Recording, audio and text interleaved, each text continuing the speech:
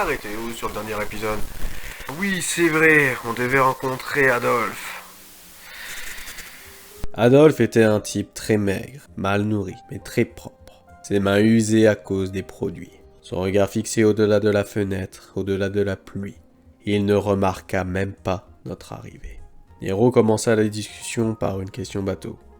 Il nous expliqua qu'il dormait sur le canapé une fois que tout était fini, et que si c'était bien nettoyé, il avait le droit à un bonbon pour repas.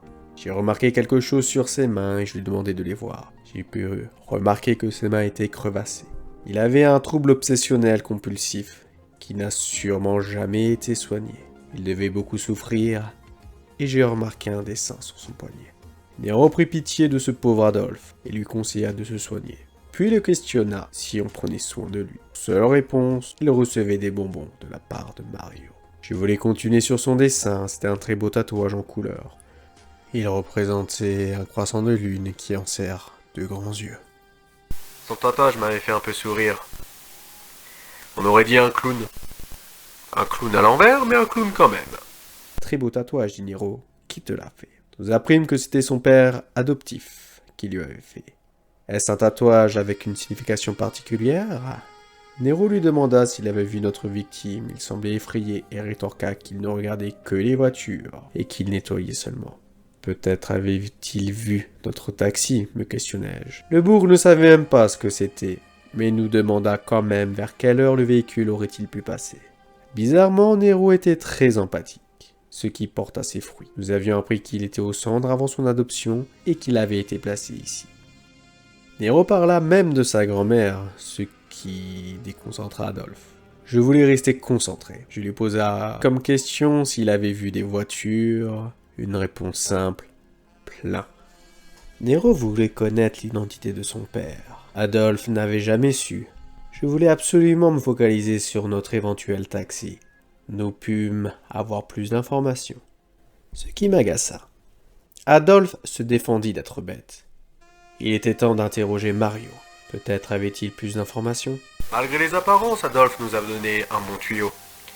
Il est vrai qu'il parlait de son tuteur, qu'il ne connaissait absolument pas son identité, mais Mario devait être au courant. C'est pour ça qu'on est allé une nouvelle fois l'interroger. Le plaisir se faisait sentir. Nous le questionnâmes sur sa gestion et de qui était le père adoptif. Il nous expliqua que c'était un type qui venait apporter la nourriture et payer le loyer. Pourquoi parlait-il au passé? Il nous expliqua que cela faisait 2 mois qu'il ne passait plus. Qui venait déposer l'argent? Demandai-je. Mario nous répondit que son nom était Sergen. Nero s'offusqua de la manière dont Adolphe était traité. Mario ne semblait pas avoir la même empathie. Je voulais avoir plus d'informations sur ce Serge. Mario répondit qu'il avait 3 mois de retard sur son loyer. Rien de très probant, en somme. On avait enfin le nom de cette personne, un certain Sergen. Ça nous avait pas plus avancé à ce moment-là. En sortant du Chargeview, nous venions de recevoir l'information que notre taxi était rentré à sa base.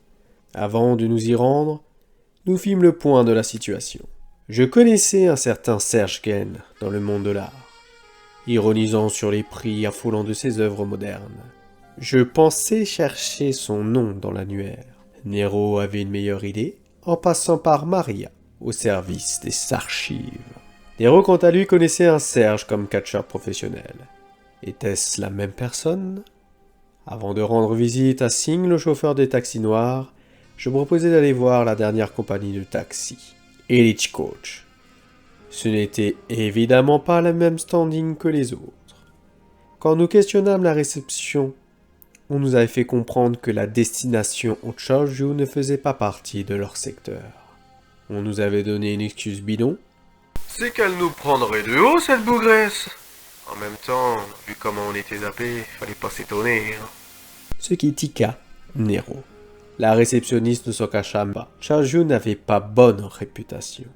Nero pensait mettre la pression, comme avec les autres, en parlant des étrennes, à donner aux forces de police.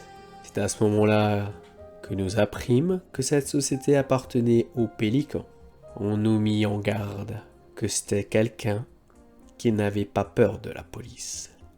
Après cette mise en garde, Nous nous dirigeâmes enfin vers la société des taxis noirs et de rencontrer enfin ce fameux taxi qui avait probablement emmené notre victime.